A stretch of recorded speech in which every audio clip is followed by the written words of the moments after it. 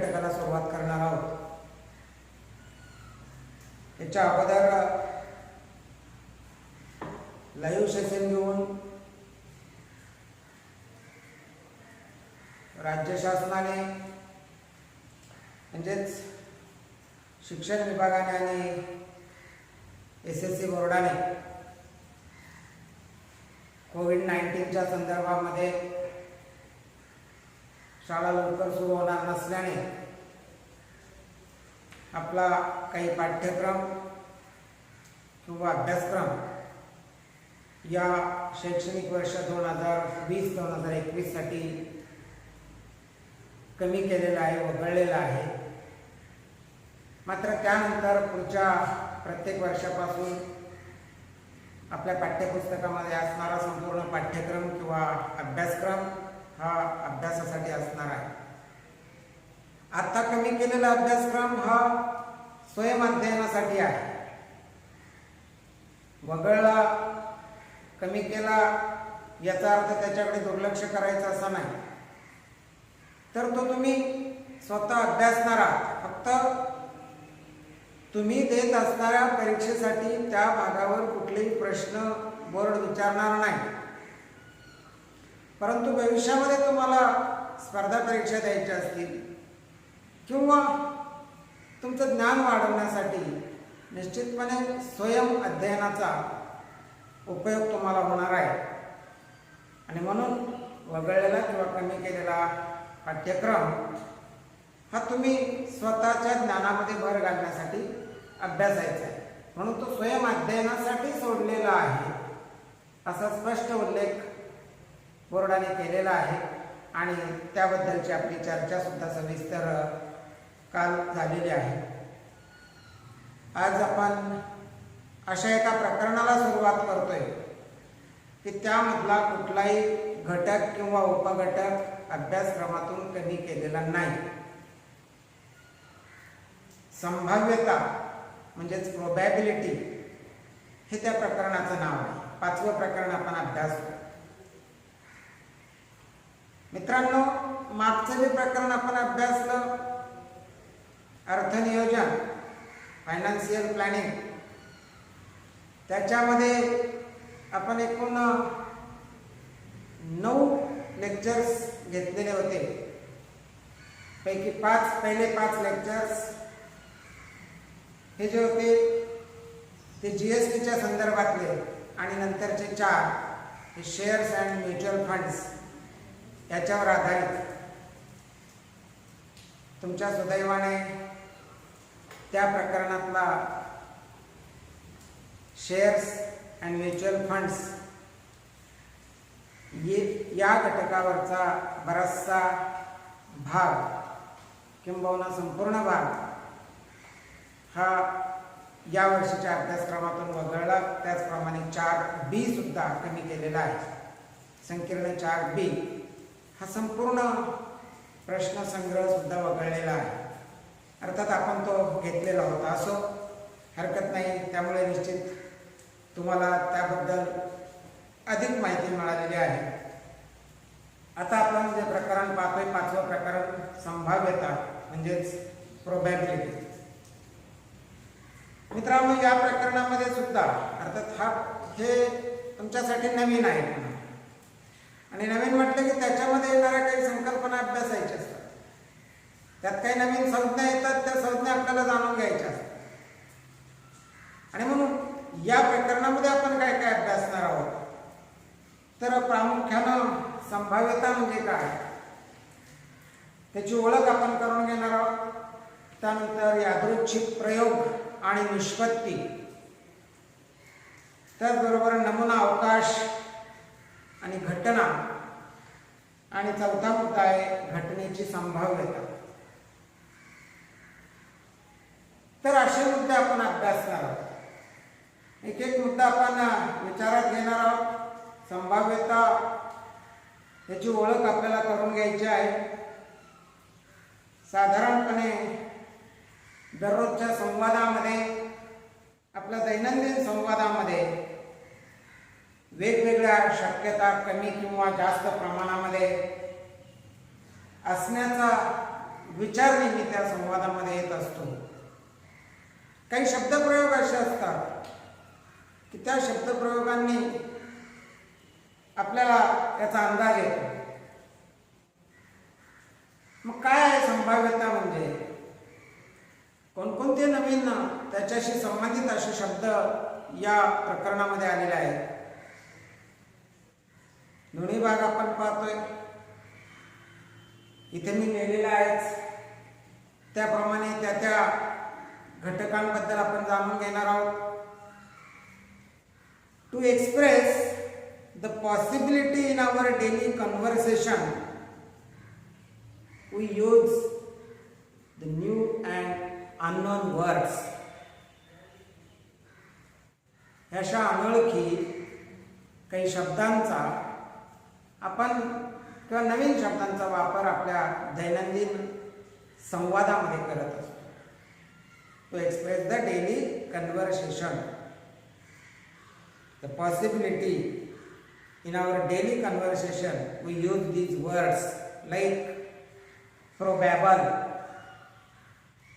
maybe, impossible, sure, nearly, 50-50, etc. Probable, संभवतः. थोड्या वेळानं पाऊस, मोठा पाऊस येण्याचा संभव आहे. एक साधं विधान. मे बी, बहुतेक. थोड्या वेळानं बहुतेक पाऊस येऊ शकतो. मे बी किंवा बहुतेक या शब्दाचा वापर केला जातो. आज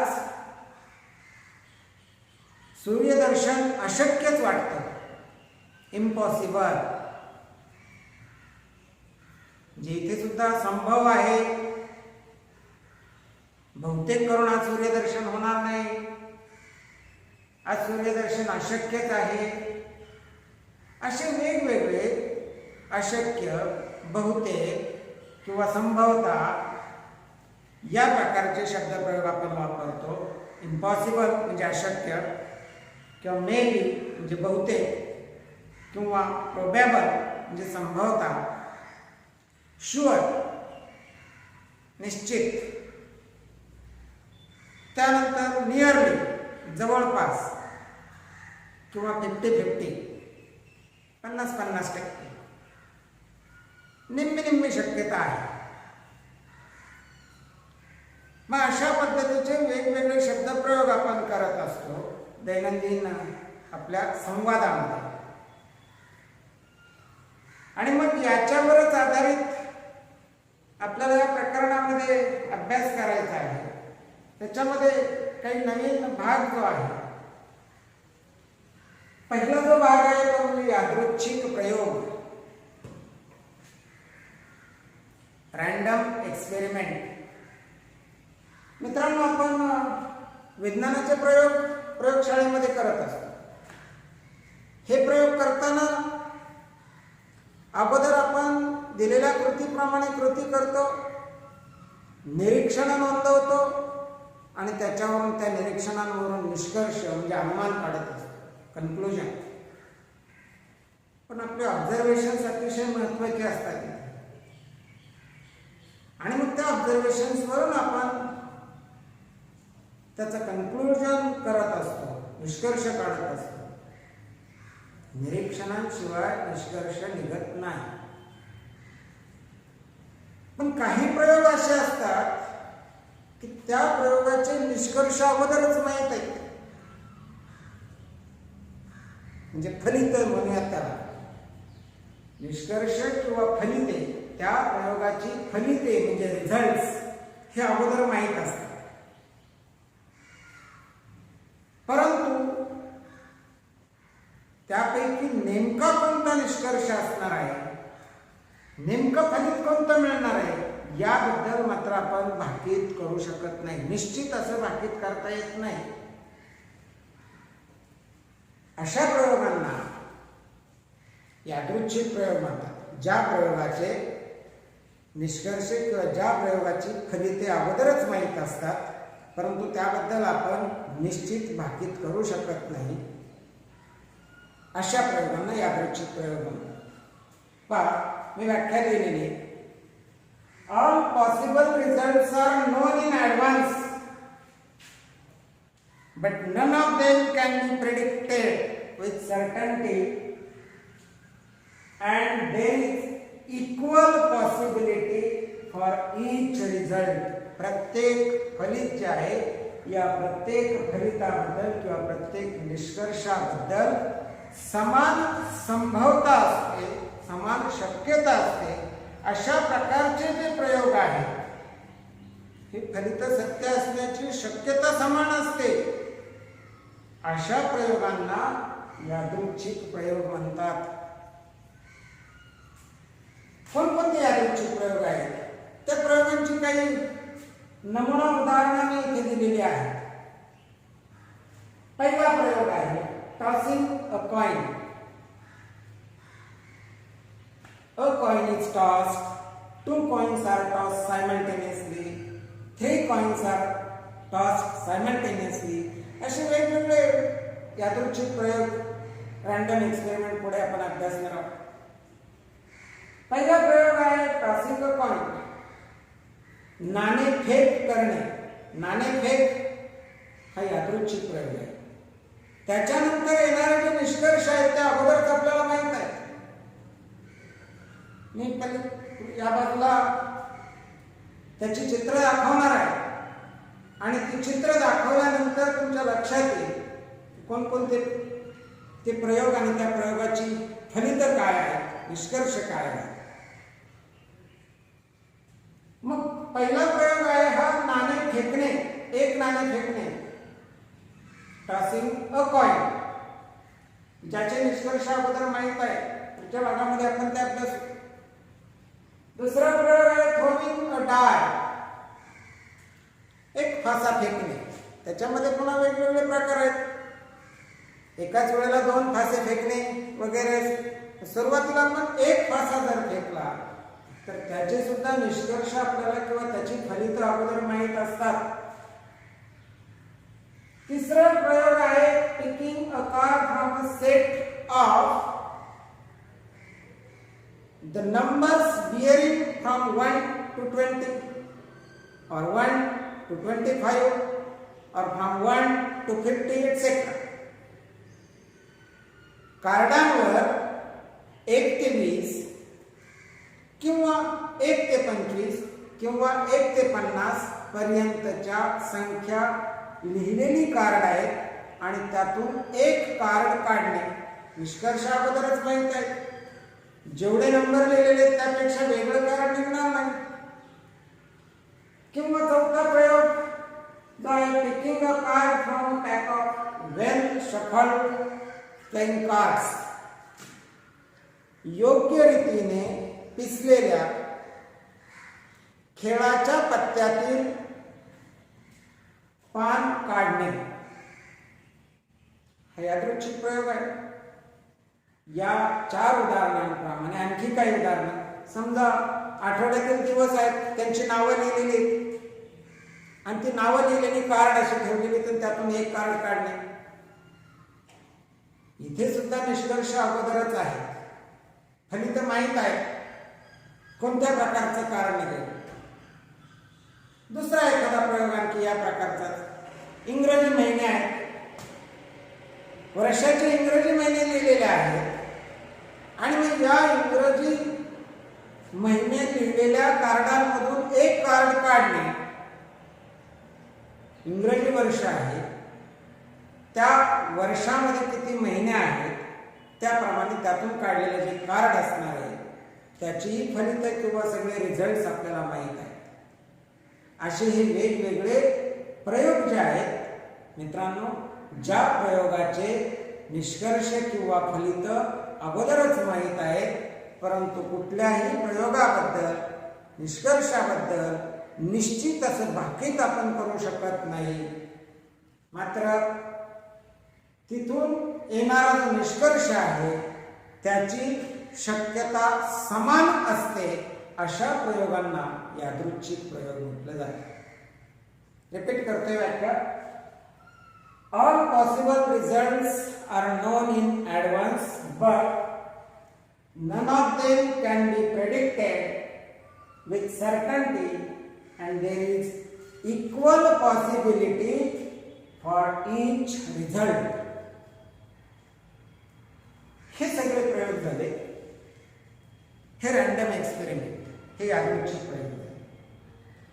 आता त्याच्या पुढचा जो मुद्दा आहे तो आहे आउटकम. त्याला म्हटलेले निष्पत्ती. परंतु त्याची निश्चित व्याख्या काय आहे? Outcome, result of a random experiment is called as outcome.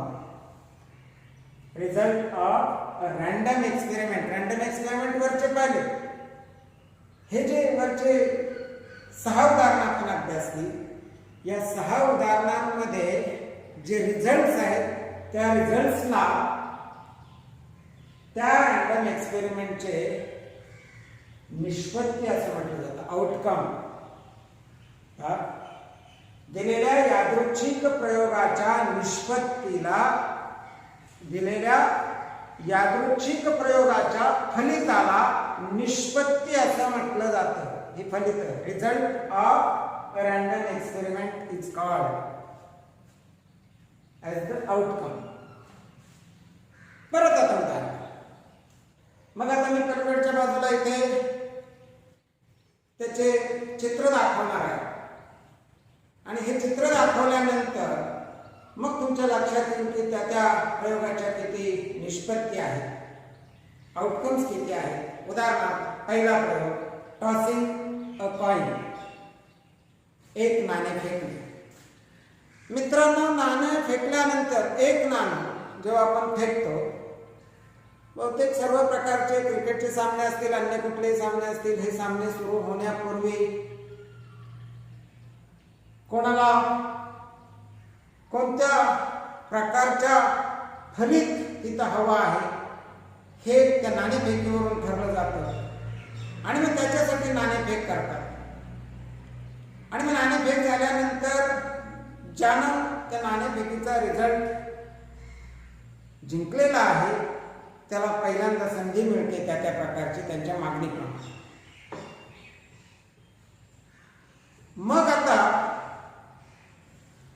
एक नाणं फेकलं की आपल्याला माहिती मित्रांनो त्याच्या 2च निष्पत्ती असणार आहेत. There are 2 outcomes. When you toss a coin, there are 2 possibilities or 2 outcomes, either head or tail.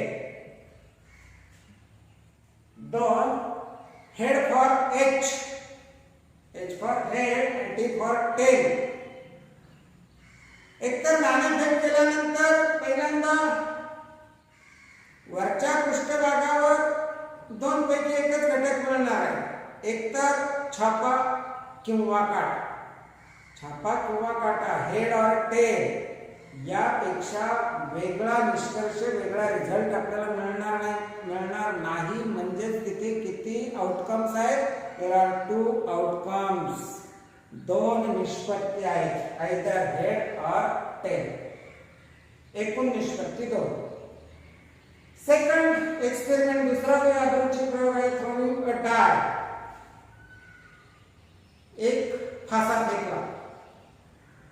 Fossa म्हटलं की त्याच्यावर जी टिंबांची संख्या आहे त्या टिंबांच्या संख्येवरून आपल्याला लक्षात येते की वरच्या पृष्ठावर त्या टिंबांच्या संख्येवरून कोणता अंक आहे तो आपल्याला दिसतो. Number according to the number of dots on upper face of a die. मग तिथे कोणकोणता संभव असू शकतो? There are 6 outcomes. इथे 6 निष्पत्ती आहेत. एक तर वरच्या पृष्ठावर एक असेल किंवा 2 किंवा 3 किंवा 4 किंवा 5 किंवा 6. आणि मग जेव्हा एक फासा आपण फेकतो, अ die is thrown, then there are 6 outcomes. तिसरा प्रयोग जो आहे तो आपण पाहिला येते picking a card from a pack of picking a card from a set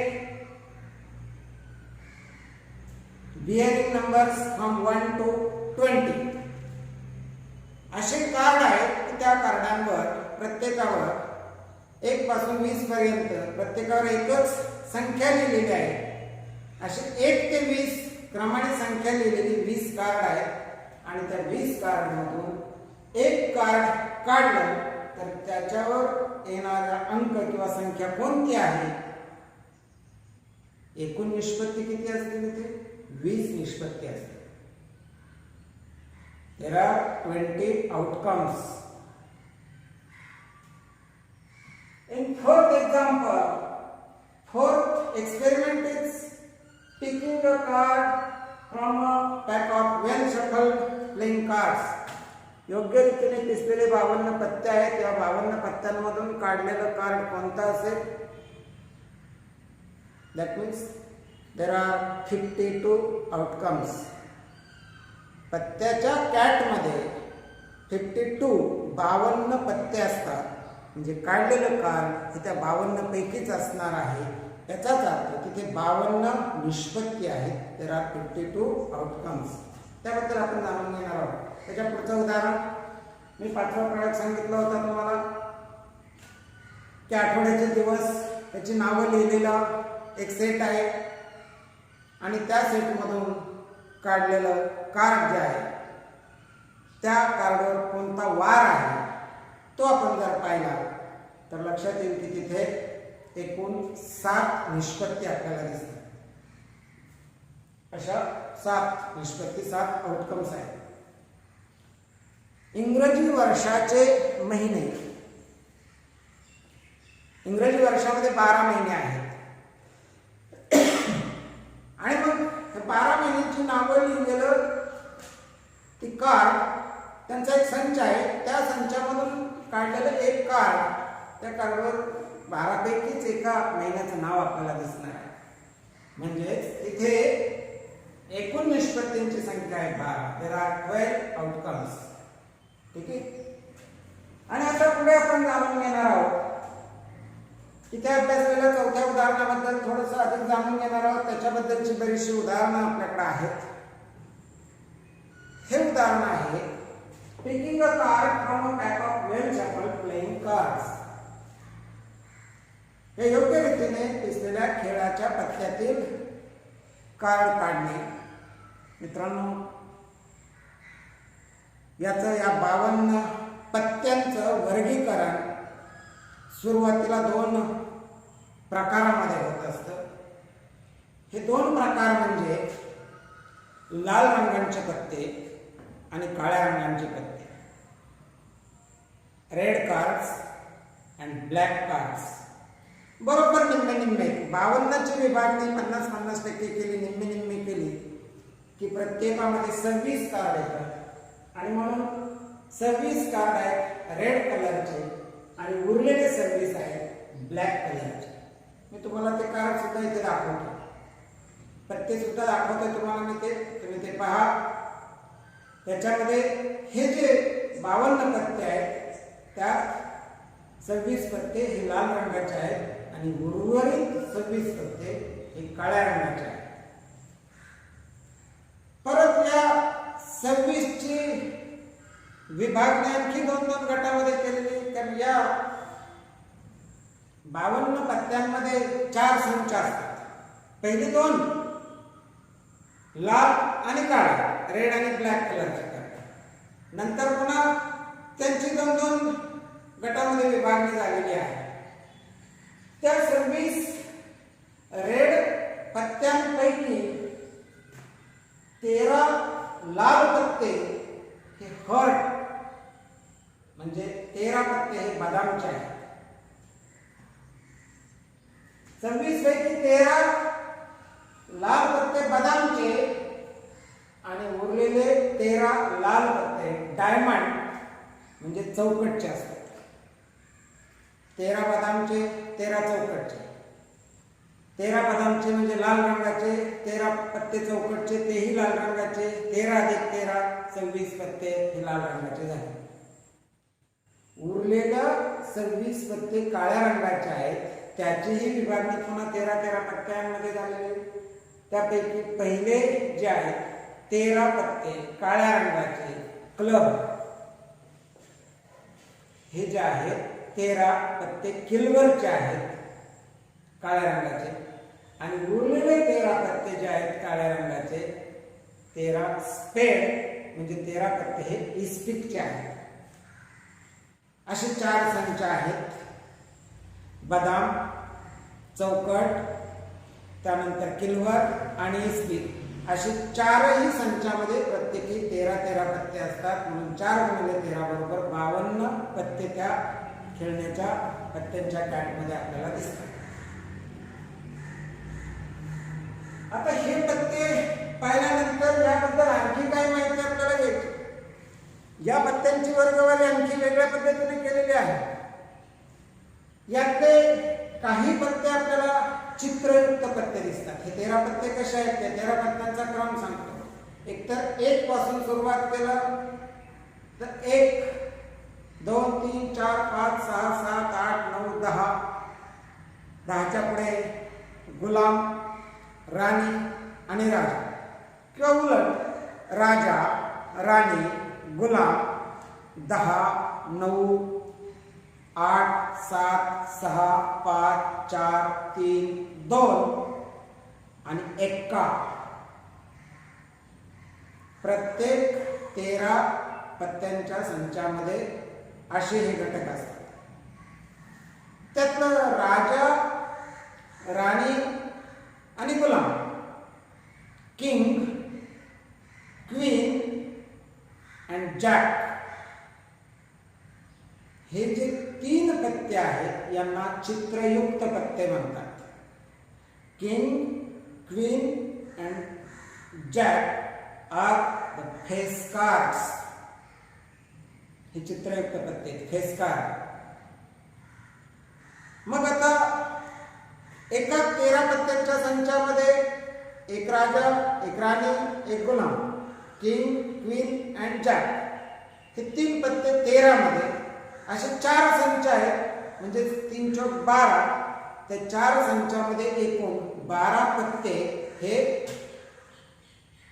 चित्रयुक्त पत्ते आहेत, फेस कार्ड आहेत. 4 किंग्स, 4 क्वीन्स अँड 4 जॅक्स. ठीक आहे. त्यानंतर एक्का. एक्का हे चित्रयुक्त पत्ता नाही. फक्त 3च आहेत, किंग, क्वीन अँड जॅक. एक्क्याचा समावेश चित्रयुक्त पत्त्यात होत नाही. परंतु एक्के सुद्धा 4 आहेत. मग तिथे पहिला जो एक्का आहे तो आपल्याला पाहायला मिळेल इथे दर्शवल्याप्रमाणे. क्रम कसा आहे आपला, पण या 4 प्रकारचे 4 एक्के आहेत. एक ace of heart, ace of diamond, ace of club and ace of spade. Ace, A-C-E, ace, एक्का, ace कार्ड. तर असे 4 एक्के या प्रकारे आपल्याला यामध्ये पाहायला मिळतात. मग पुढच्या मुद्द्यांमध्ये आपण ते अभ्यास करणार आहोत. त्याच्यावर जी वेगवेगळी उदाहरणं आहेत त्या उदाहरणांचा आपण अभ्यास करणार आहोत. आता आणखी आपल्याला इथे जाणून घ्यायचे की आणखी एक नवीन मुद्दा आहे. तो मुद्दा म्हणजे equally likely outcomes. Equally likely outcomes, समसंभाव्य निष्पत्ती. एक उदाहरण सांगतो. समजा एक फासा फेकला. A die is thrown. Then there are 6 outcomes, 1 or 2 or 3 or 4 or 5 or 6 according to the number of dots on the upper face of the die. त्या भाषावर असणाऱ्या वरच्या पृष्ठभागावरील ठिपक्यांच्या संख्येवरून आपल्याला ठरवता येईल की वरच्या पृष्ठावर कोणता अंक आहे. आता हा प्रयोग आपण केल्यानंतर इथे आपल्याला अशी शक्यता आहे, समान शक्यता आहे, प्रत्येक वेळेला तो डाय फेकल्यानंतर वरच्या पृष्ठावर दिसणारा अंक हा वेगवेगळा दिसणार आहे. कोणता दिसणार आहे तर तिथं समान शक्यता असते. असं तर होत नाही की प्रत्येक वेळेला तो फासा टाकला की वरच्या पृष्ठावर एक विशिष्ट किंवा ठराविकच अंक दिसतो. तर तसं असेल, तसं जर होत असेल तर तो जो डाय आहे तो बायस्ड म्हटलं जातं, त्याला असमतोल आहे. तुमच्याकडे तुमच्या कंपास बॉक्स मध्ये रबर आहे, खोड रबर, त्याला 6 पृष्ठ आहे. मग तो टाकून काढतो. तो काय इथे क्युबॉइड नाही, क्यूब शेप नाही, तो घनाकृती नाही. तो जर टाकला तर एक विशिष्ट भागच वरच्या पृष्ठावर दिसणार आहे, कारण तो असमतोल आहे. परंतु जेव्हा आपण फासा टाकतो आणि तो फासा टाकल्यानंतर if die is thrown any of the numbers from 1 2 3 4 5 6 may appear on the upper face. That means each number is equally likely to occur on upper face. त्याला म्हणतात समसंभाव्य निष्पत्ती. जर तो फासा टाकला तर तो फासा टाकल्यानंतर या 1 ते 6 पैकी कुठलीही संख्या मिळण्याची शक्यता ही समान असते, त्याला समसंभाव्य निष्पत्ती म्हणतात. जर तसं नाही झालं तर ती निष्पत्ती ही समसंभाव्य नसते. पण कधी जर तो फासा असमतोल असेल, बायस्ड, BIASED, बायस्ड, तो असमतोल असेल तर मग मात्र आपण तिथे म्हणणार आहोत नॉट इक्वली लाईकली आउटकम्स. त्या निष्पत्ती ज्या आहेत त्या समसंभाव्य नसतात. नॉट इक्वली लाईकली आउटकम्स असं त्याला म्हणणार आहोत. आणि मग आता या अशा नवीन गोष्टी, random experiment outcome, equally likely outcomes, म्हणजेच यादृच्छिक प्रयोग किंवा त्या यादृच्छिक प्रयोगाच्या निष्पत्ती किंवा त्यातल्या कोणकोणत्या त्या समसंभाव्य निष्पत्ती, असे काही ठराविक मुद्दे, महत्त्वाचे मुद्दे आपण इथे अभ्यासल्यानंतर त्याच्यावर आधारित प्रश्न आणि आणखी काही बाबी आहेत. या प्रकरणामध्ये आपण जे अभ्यासणार आहोत प्रामुख्यानं त्याच्यामध्ये नमुना अवकाश आणि नमुना अवकाश, घटना आणि घटनेची संभाव्यता हे अतिशय महत्त्वाचे भाग आहेत. ज्या भागावर प्रश्न विचारले जाणार आहेत तो भाग आपल्याला पुढच्या वेळेला अभ्यासायचा आहे. आत्ता आपण ज्या या नवीन गोष्टी अभ्यासलेल्या आहेत त्या नीट लक्षात घ्यायच्या, त्या एकदा वाचायच्या, त्याच्या ठळक बाबी ज्या आहेत त्या ठळक बाबी वहीमध्ये लिहून काढा आणि पुढच्या भागामध्ये आपण नंतर मग याबाबत असणाऱ्या ज्या काही नमुना अवकाश आहे त्याचा अतिशय महत्त्वाचा भाग आहे नमुना अवकाश, त्यानंतर घटना आणि घटनेची संभाव्यता. तर आपण ते पुढच्या तासाला अभ्यासूया. तोपर्यंत धन्यवाद.